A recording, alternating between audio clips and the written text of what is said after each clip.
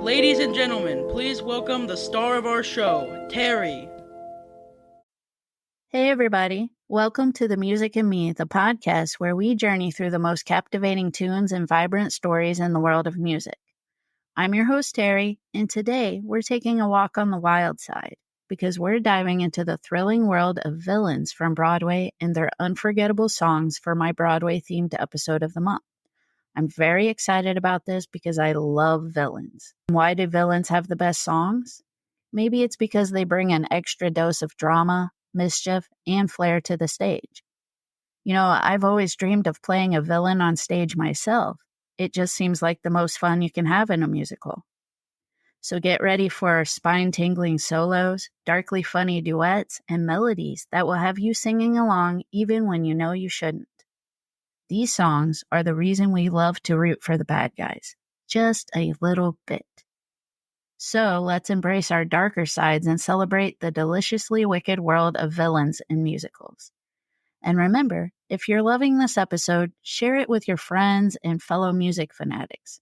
Let's spread the villainous vibes far and wide. All right, everybody, buckle up for an adventure because we're about to hit play. There will be no Disney villain songs in this episode, but don't worry, Disney villains and their show-stopping tunes will get their own special episode. They deserve it.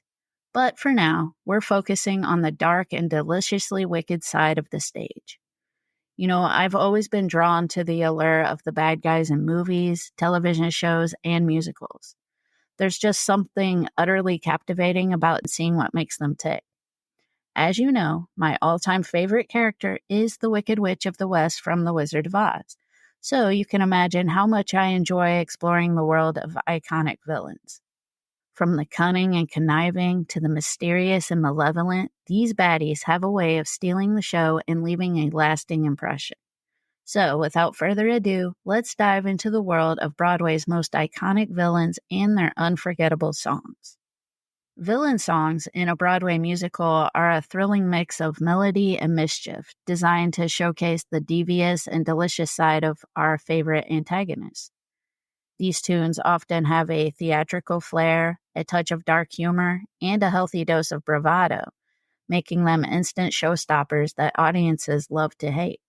The purpose of villain songs is to give us a glimpse into the minds of the bad guys and gals that we love to loathe. They provide insight into their motivations, dreams, and schemes, adding depth to their characters and making them more than just one-dimensional baddies. These songs often serve as pivotal moments in the story, revealing the villain's true intentions and propelling the plot forward. What sets villain songs apart from other musical numbers is their unique blend of charisma and cunning. They often feature bold, theatrical arrangements, dramatic orchestration, and clever lyrics that capture the essence of the character's malevolence. Whether it's a slow, seductive ballad or an upbeat, sinister march, villain songs have a knack for getting under your skin and leaving you both intrigued and entertained. All right, now let's dive into some of my favorite villains and their iconic songs. As I mentioned earlier, we won't be covering any Disney villain songs on this list, but instead we'll be exploring some unforgettable villains and songs from other musicals. Be warned, though, because these discussions will include major plot points, so a spoiler alert is warranted. Let the villainous fun begin. Are you excited? I am. Last Midnight is a pivotal song from Into the Woods, where Stephen Sondheim lets the witch, one of the most unforgettable villains, truly shine. She's got all the charm of a bad apple and the sass of a magical diva, making her the ultimate frenemy in the show. The plot heats up to a rolling boil as the characters' quests crash and burn around them. Enter the witch with Last Midnight, fed up to her pointed hat with everyone else's nonsense. After trying to play fairy godmother for the bunch and watching them repeatedly botch their own missions, she decides it's time to give them a magical wake-up call. In the song, she vents her frustration with a theatrical explosion promising to let them face the music on their own, and not the sweet kind, mind you. The witch's mix of no-nonsense attitude and sass is what makes her such a dynamic villain. She's more than just a broom-riding baddie. She's got depth and heart. Sure, her methods are a bit, shall we say, creative, but her motivations make sense. All she wants is to protect her daughter Rapunzel and reclaim her youthful glow, which is pretty relatable, right? Last Midnight is the witch's moment to shine, and maybe cackle a little. With Sondheim's sharp lyrics and haunting melodies, the witch channels her inner fury, leaving the audience both awestruck and a little scared. This song marks her dramatic exit from the stage, bringing an end to her magical mayhem and leaving a darkly comic mark on the story. All in all, the witch's character and Last Midnight are the perfect recipe for a wickedly good time in Into the Woods. You'll find yourself spellbound by her dark humor and memorable theatrics long after the curtain falls. The witch from Into the Woods is one of my most favorite villains in all of Broadway, and I love her song Last Midnight. I love to sing it. And I told you, if you listened to one of my first episodes of this podcast, I told you that I used to do movies with my niece and nephew during the summer. So the one movie we wrote, I based my character on the witch from Into the Woods because it was around the time that the movie came out. So I played the witch in my movie. It was based strongly on the Into the Woods witch because she was my favorite. She's still one of my favorites. Hello, Little Girl is another one of the standout villain songs from Into the Woods. Since Into the Woods has multiple baddies, I could not skip this one. The song features the wolf, a smooth-talking operator who knows how to make a grand entrance. In the plot, the wolf creeps up to Little Red Riding Hood in the woods, turning her casual walk into a questionable conversation. The song is essentially a playful duel of words as the wolf turns on the charm and convinces Little Red to share her plans. He's the kind of character who could sell sand to a desert, using his silver tongue to nudge Little Red off course. What makes the wolf a great villain is his blend of charm and danger. His mix of suave and sinister keeps the audience both entertained and a little on edge as he tries to win Little Red over. Hello, Little Girl is a standout villain song thanks to its jazzy swing-like beat that oozes confidence and menace. The lyrics are filled with playful teasing and flirtatious comments, allowing the wolf to display his smooth-talking charm. Sondheim's clever use of language shows how the wolf cleverly navigates his intentions, pulling Little Red into his web. The audience can't help but enjoy the playful back and forth, but there's an undercurrent of danger, like a cat toying with a mouse. In the end, Hello, Little Girl is a fun and slightly sinister song that showcases the wolf's charisma and mischievous nature. It's a memorable and entertaining moment that keeps everyone on their toes. Now, I said I seen the movie version of Into the Woods, and Johnny Depp did a pretty good job, but the Broadway version is also really good. And also, side note, I did see Into the Woods at the Muni in St. Louis, and it was awesome. And Heather Headley was the witch, and she did a great job because she's a great, great Broadway actress. I've also heard the new cast, which featured Sarah Bareilles as the baker's wife. She's not the villain. And then it had Patina Miller singing Last Midnight. And Gavin Creel's version of Hello, Little Girl is very, very good. It's quite funny, actually. You'll Be Back is a hilarious and entertaining villain song from Hamilton with music, lyrics, and book by Lin-Manuel Miranda. The song is performed by King George III, the extravagant and quirky King of England during the American Revolutionary War. In the show, You'll Be Back arrives on the scene after the American colonies declare their independence. King George III responds with a comedic yet slightly menacing message to the colonies, basically telling them, "You'll miss me when I'm gone." King George III makes a fabulous villain thanks to his exaggerated portrayal. He's both oblivious and overly confident, misunderstanding the gravity of the situation and acting as if the colonies are just going through a phase. His dismissive attitude and belief that the colonies will come running back to him add a humorous and sinister quality to his character. You'll Be Back is a standout villain song because it marries catchy, upbeat music with witty, laugh-out-loud lyrics. King George III performs the song like a jilted lover, simultaneously charming and absurd. Lines like, "You'll be back, soon you'll see, and you'll remember you belong to me," showcase his entitlement and arrogance. The song's style evokes classic British pop ballads, complete with a melody you can't help but hum along to. King George's theatrical delivery and exaggerated expressions turned this song into one of the most memorable and entertaining moments in Hamilton. I love it so much that it's my ringtone. So every time I hear it, I think my phone is ringing. King George III's performance of You'll Be Back is a masterful blend of humor and menace. His over-the-top confidence and cluelessness make him a delightful yet formidable villain. And the song's catchy tune and clever lyrics make it an instant classic in the world of musical theater.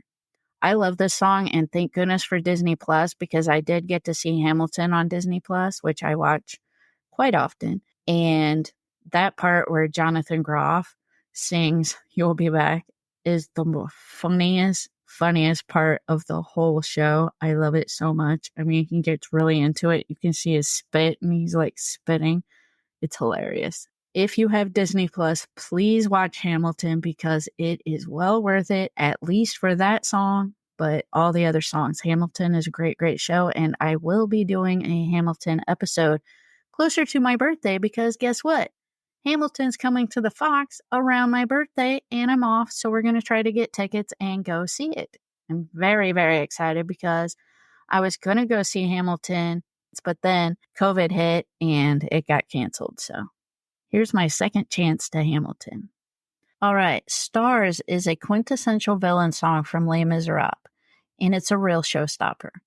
If you're into dramatic villains who are intense and unapologetically obsessed with their mission, then Inspector Javert is your guy.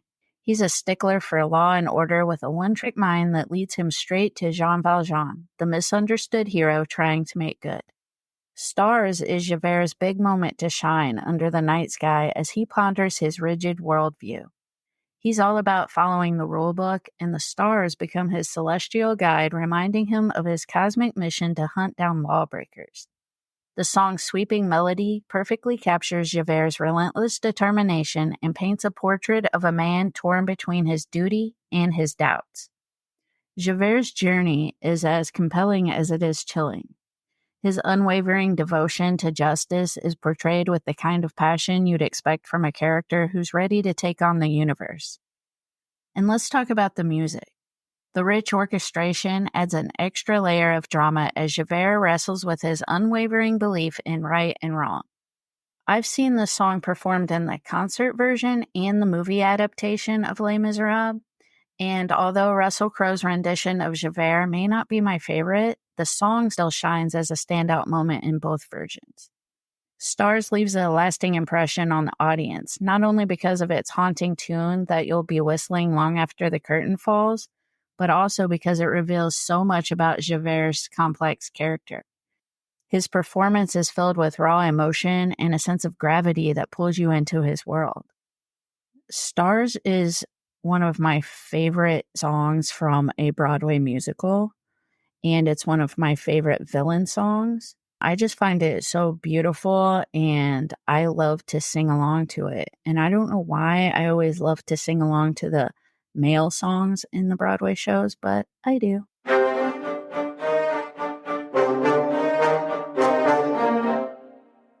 Welcome to my interesting fact of the week. Broadway villain songs have a knack for mixing dark humor with a sinister edge, creating a truly unique experience for the audience. One moment, you're chuckling at the villain's wickedly clever one-liners and puns, and the next, you're questioning your life choices as the music takes a turn for the macabre. It's the classic laughing while the house is on fire scenario, except the fire is probably the villain's doing. These songs let villains dazzle the audience with charm and wit, all while they're busy plotting their next diabolical scheme. They might crack a joke about how they plan to run everyone's day or poke fun at their latest batch of henchmen. Dark humor is their secret weapon for gaining the audience's affection. It's this delicate balance of comedy and villainy that makes these songs so memorable. You'll find yourself grinning at the clever lyrics only to realize that the punchline is as dark as the villain's soul. This emotional roller coaster keeps you engaged and on your toes, much like trying to navigate a conversation with a mischievous cat. So next time you find yourself at a Broadway show and the villain bursts into song, brace yourself for a darkly comedic ride. You might end up enjoying the villain's antics a little too much and questioning your morals on the way home. Now, back to our episode.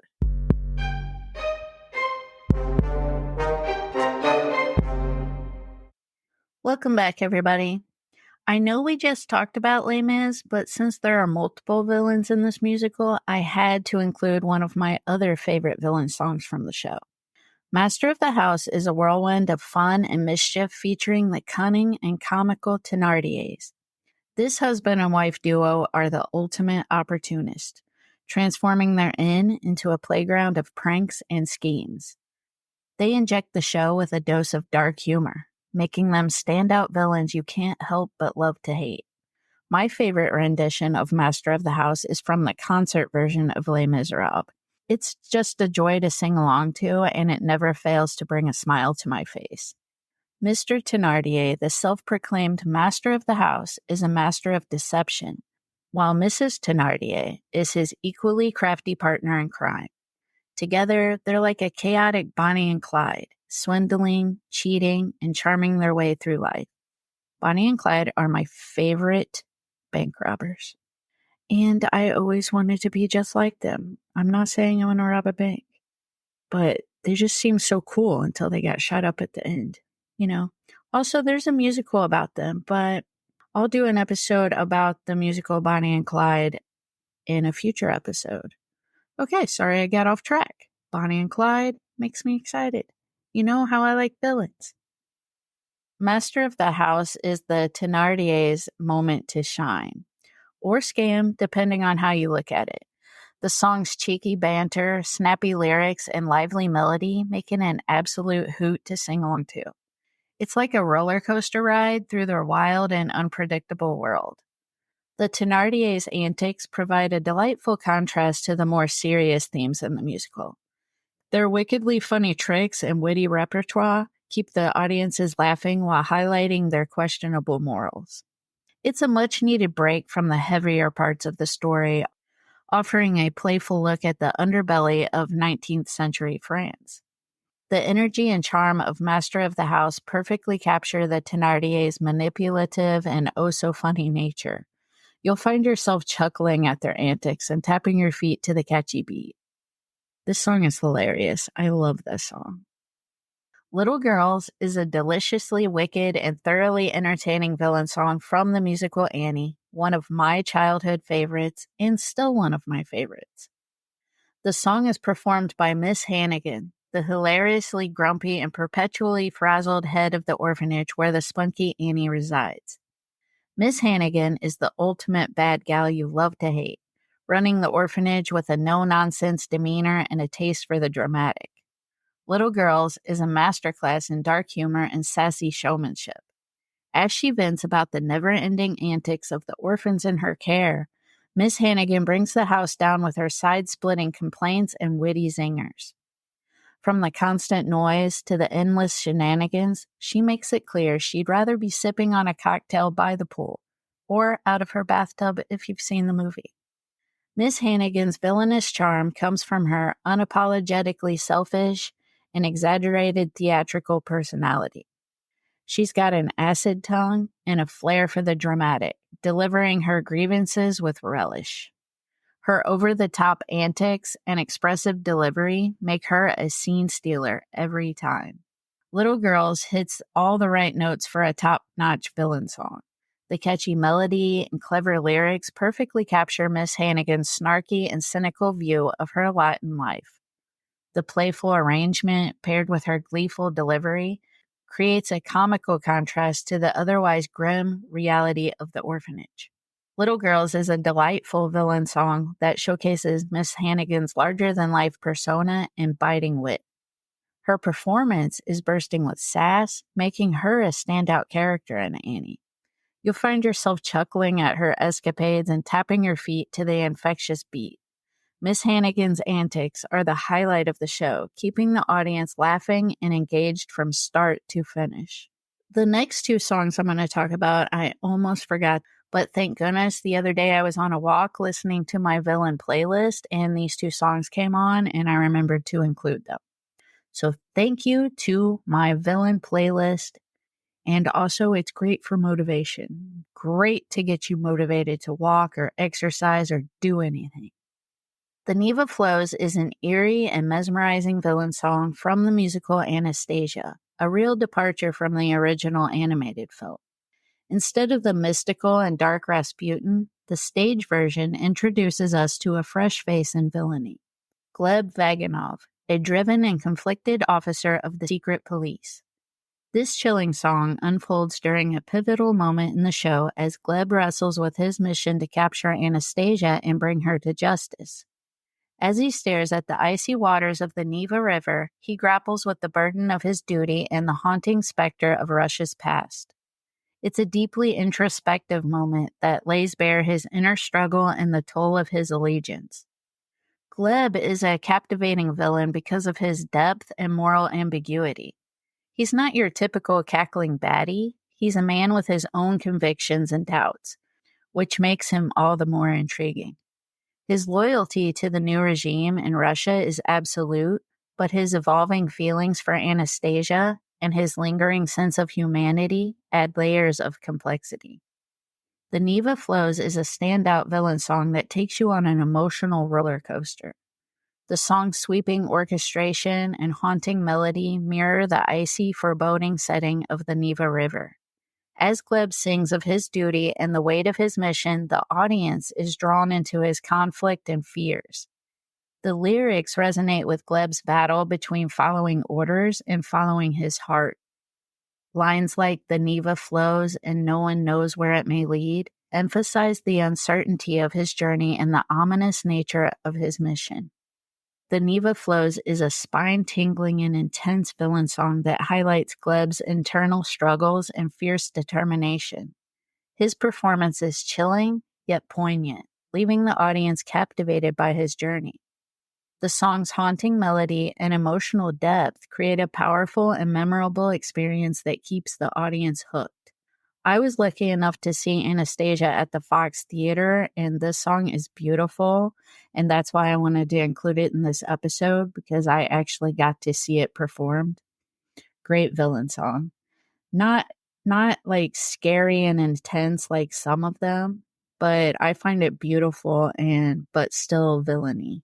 Next, Why We Build the Wall is a spellbinding and thought-provoking villain song from the musical Hadestown that will have you hooked from the very first note. The song is performed by none other than Hades, the enigmatic and captivating ruler of the underworld, whose magnetic presence steals the show every time. Though I haven't had the chance to see this musical in person yet, my love for the song and the enchanting tale of Hadestown speaks volumes about my appreciation for its deep themes and enchanting melodies. When Hades sings about the towering barrier surrounding his domain, he's not just talking about a physical wall, he's describing his power, his control, and his iron grip on his world. Hades is not your run-of-the-mill villain. He's a complex, charismatic figure who believes in order and control above all else. His smooth, velvety voice draws you in as he justifies the wall's existence to his followers, painting it as a fortress of safety and security, even as it isolates them from the outside world. Why We Build the Wall is a standout villain song because it delves into Hades' cunning mindset. The haunting melody and pulsating rhythm creates a sense of urgency as he skillfully persuades his followers to embrace the wall as a necessity. Lines like "We build the wall to keep us free" and "We build the wall to keep us safe" reveal his mastery of manipulation and his ability to control the narrative. His performance is both chilling and captivating, making him a standout antagonist in Hadestown. The song's thought-provoking message and Hades' hypnotic delivery keep the audience spellbound and fully invested in his story. I'm really excited about this next song because it is from a musical that was adapted from one of my favorite movies. World Burn is an explosive and electrifying villain song from the musical Mean Girls. The song features Regina George, the iconic queen bee of North Shore High School, taking center stage as she makes her grand and fierce comeback. After a brief setback, Regina is ready to reclaim her throne as the school's top mean girl, and she doesn't hold back in this fiery anthem. World Burn is a pivotal moment in the show, with Regina's confidence and determination roaring back like a wildfire, setting the stage for her dramatic return to power. What makes Regina George a formidable villain is her unapologetic confidence and razor-sharp cunning. She wields her charm and ruthlessness like a weapon, leaving a wake of awe and fear wherever she goes. Regina's blend of charisma and cruelty secures her status as the ultimate high school villain. The song's fierce, high-energy beats sets the tone for her unapologetic declaration of war against her rivals. As she belts out her plans to take back her crown and exact revenge, her fierce attitude and boldness are on full display. The lyrics are packed with clever wordplay and daring statements that reflect Regina's confidence and hunger for control. Lines like, "I will keep quiet, you won't even know I'm here," and "I'll change the game, I'll rewrite the rules," showcase her mastery for manipulation and her intent to leave a trail of chaos in her wake. Her performance is intense and captivating, making her one of the most memorable villains in Mean Girls. The song's high-octane style and Regina's fearless delivery keep the audience on the edge of their seats ready for a wild ride. Now, I never got to see this performed on Broadway, but I did watch the movie a couple weeks ago, and the movie's pretty good. And I listened to the cast recording, which is awesome. And that song is a great villain song because it reminds me of like the bullies I had in high school. Remember I said I was bullied in high school? So, I mean, it brings me back to that. There were mean girls in high school. There's mean girls in life.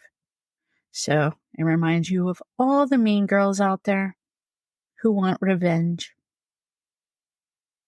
The last song I want to talk about, I wasn't sure I was going to include in this episode because I don't see this character as a villain, but I can understand how other people see him as a villain. And technically he is a villain. I just loved him so much. But this character is one of my favorite characters of all time from one of my favorite musicals of all time. And I know I say my favorite a lot, but I can't help it. I have a lot of favorites.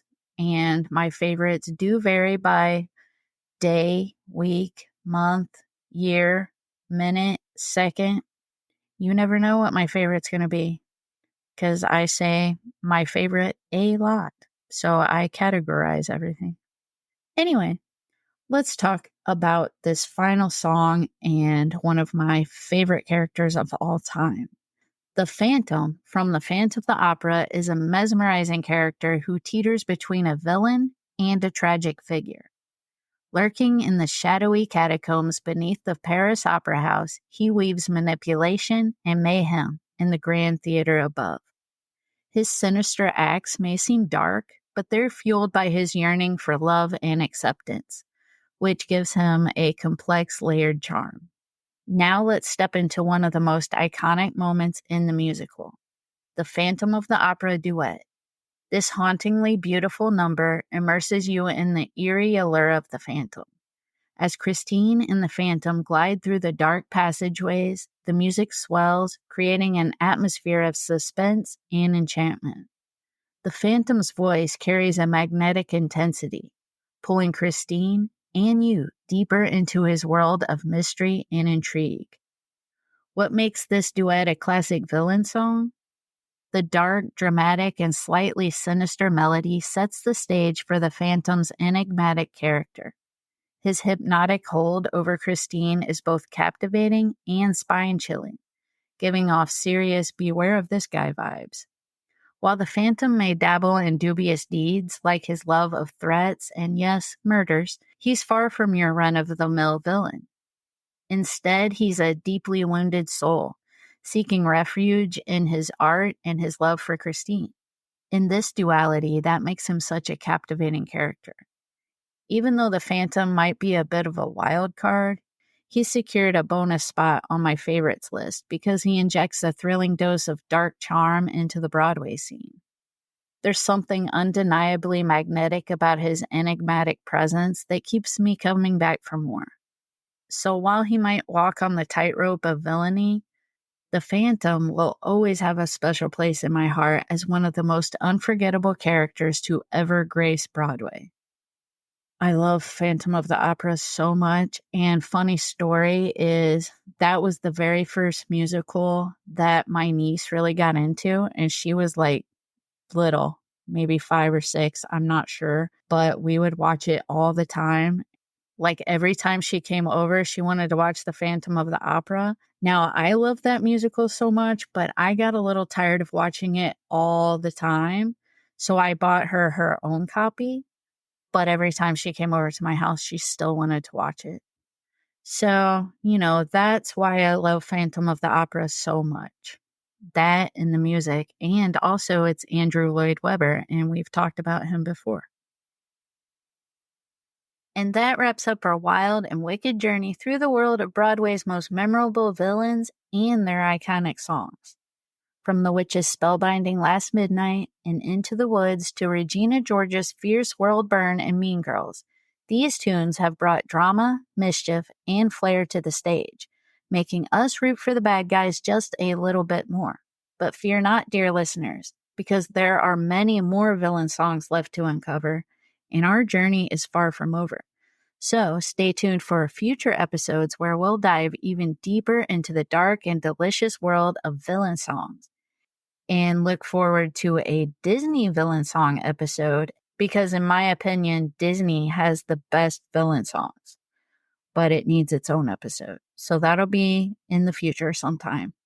And before we go, I just wanted to say I love villain songs so much, and this episode was so much fun. I hope you enjoyed it.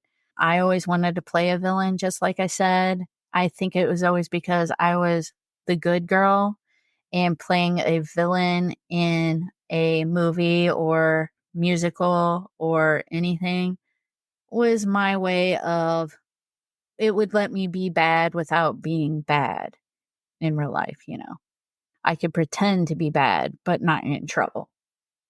I can't wait to share more villain songs and villainy with everybody. So mark your calendars and get ready to embrace my darker side once again. Remember to share this episode with your friends and fellow music fanatics to spread the villainous vibes far and wide. I want to thank you for joining me on this adventure, and until next time, keep the music in you alive and kicking. Peace out, everybody.